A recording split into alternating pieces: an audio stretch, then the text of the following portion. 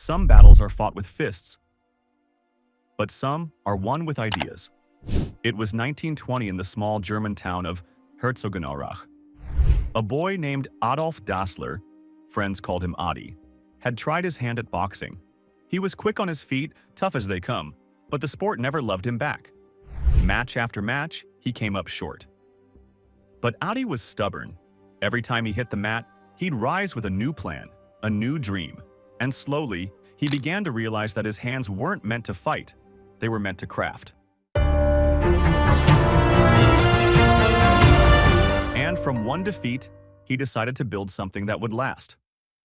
In his parents' washroom surrounded by laundry tubs and wooden shelves, Adi set up his first tiny workshop. He took whatever scraps of leather and canvas he could find and began making shoes.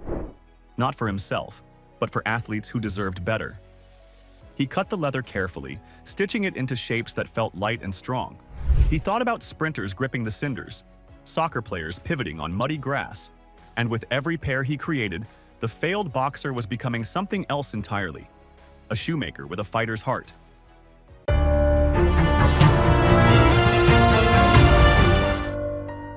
And if talent sparked the fire, teamwork kept it burning. He wasn't alone for long. Adi convinced his brother Rudolf, sharp, ambitious, and good with business, to join him.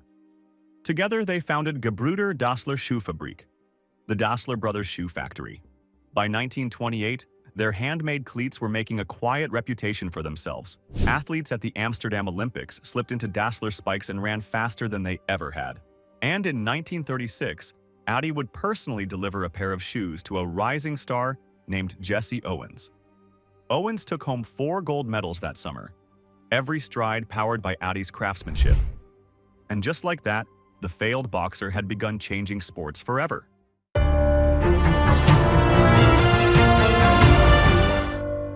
And sometimes, success can split even the closest of bonds. As the company grew, so did tensions between Adi and his brother Rudolf.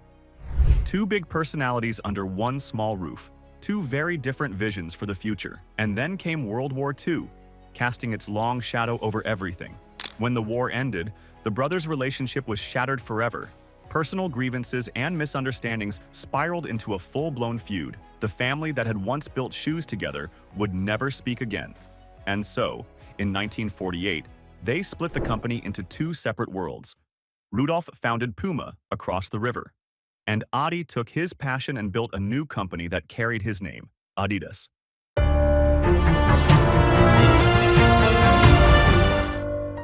And from this rivalry, a new symbol began to rise. Alone in his new factory, Adi focused everything on his craft. He knew shoes could be more than equipment. They could be a statement, a mark of excellence. And so he stitched 3 simple stripes onto his shoes, not just decoration, but a way to make Adidas instantly recognizable. Athletes noticed. The stripes weren't just a logo. They were a promise of performance, durability, and design built for champions. And as Adidas began to grow, those 3 bold stripes ran across soccer fields and sprint tracks all over the world.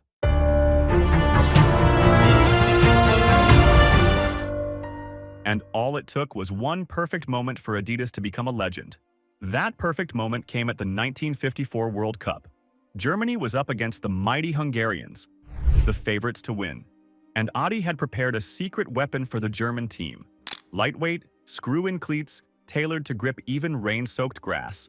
That rainy day in Bern became forever known as the Miracle of Bern. Germany defeated Hungary, and every player on the German team was wearing Adidas. Suddenly, the world saw what Adi had created, and all at once, athletes and teams everywhere wanted to wear Adidas too. From soccer pitches to Olympic podiums. The failed boxer had built an empire that would last for generations.